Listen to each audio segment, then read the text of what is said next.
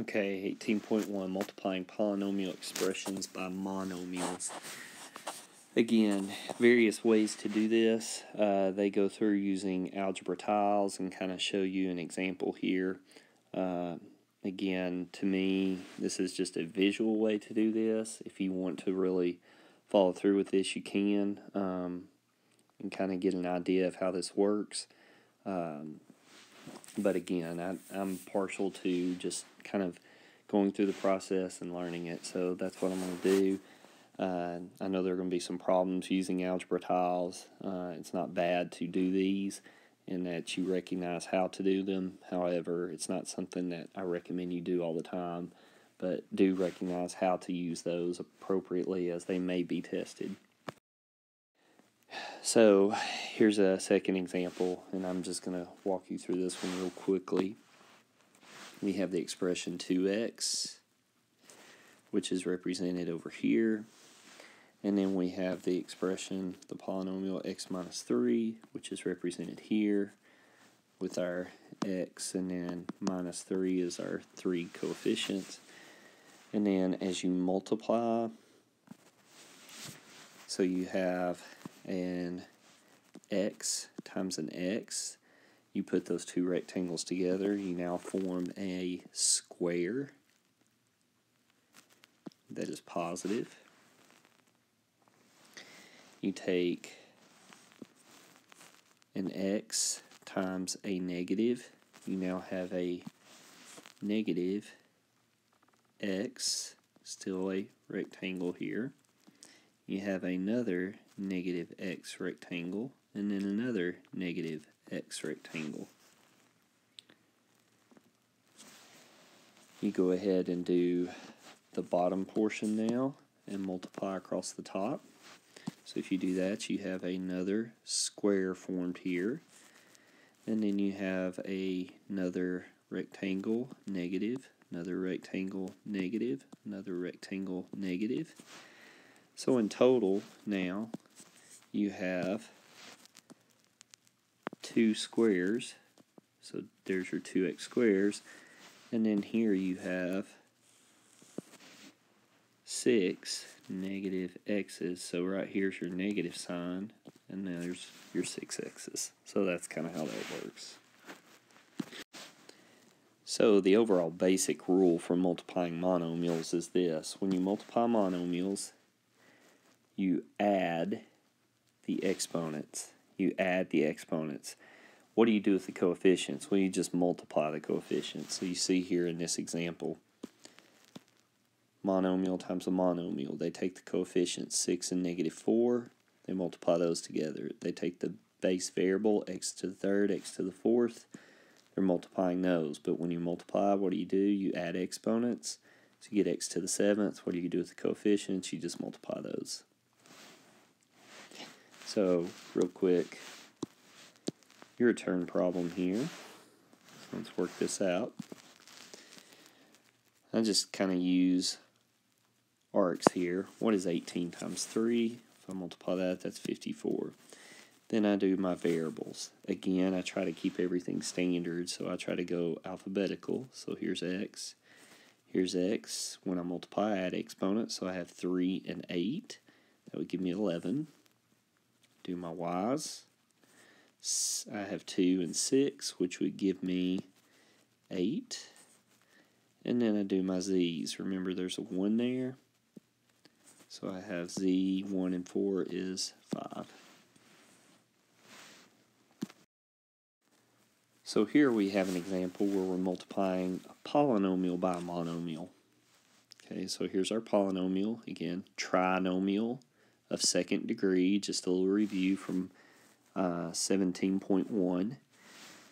How do you do this? You just do distributive property.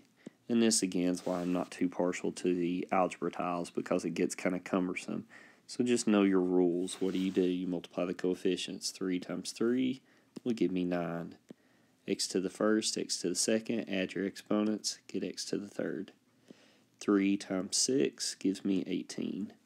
X to the first gives me x to the second. 3 times negative 5 is negative 15, and then I only have 1x. So to me, that's much more simple. So I'm going to do the your turn problem again here with you.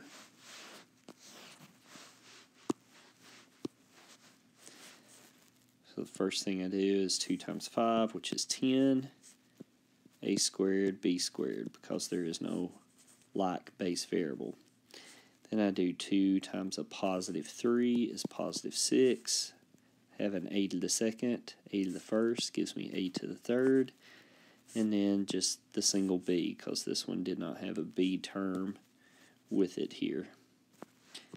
Okay, and then I draw another arc here. 2 times positive 6 is positive 12. And then I have a to the second, a to the first gives me a to the third. And then 2 times 1 is positive 2. And then a to the second, and I'm done. So now we have the idea of how do you multiply polynomial by monomial when doing a word problem, solving a real-world problem. So again, they give you an example here. I'm going to skip through I'm going to go directly to the your turn problem. So in this particular case, it says Diane needs a piece of paper whose length is 4 more inches than the width. Okay. So one of the things I've told you guys with word problems, make your variable represent the thing you know the least about. So I'm going to say W is my width, because I know nothing about my width, but I know W plus 4 is my length, because it said that my length is 4 more inches than the width. And the area, okay, so now we got some geometry involved. How do you get area? Area is length times width. So in this case, the area is as close as possible to 50 inches squared. So I have 50 equals, my length is W plus 4 times my width, which is W. So now here comes where we're multiplying a monomial by a polynomial. So I'm just doing distributive property here. So I end up with 50 equals W squared plus 4W. Now at this point, how can you solve? Well, one of the best ways here would be to use your calculator. Go to y equals, go to y1, put this in as your y1 function. Go to y2, put y2 equals 50. So then you have 2 different functions that intersect.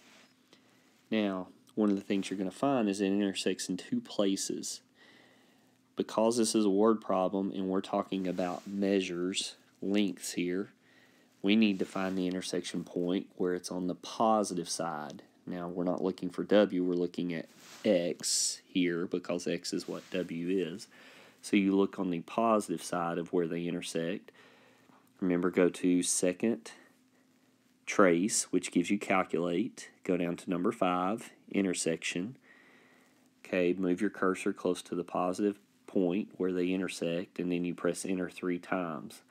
Once you do this, this should calculate the appropriate X value, or in this case W, for what the width is. Now, one of the things it says is to the nearest whole inch.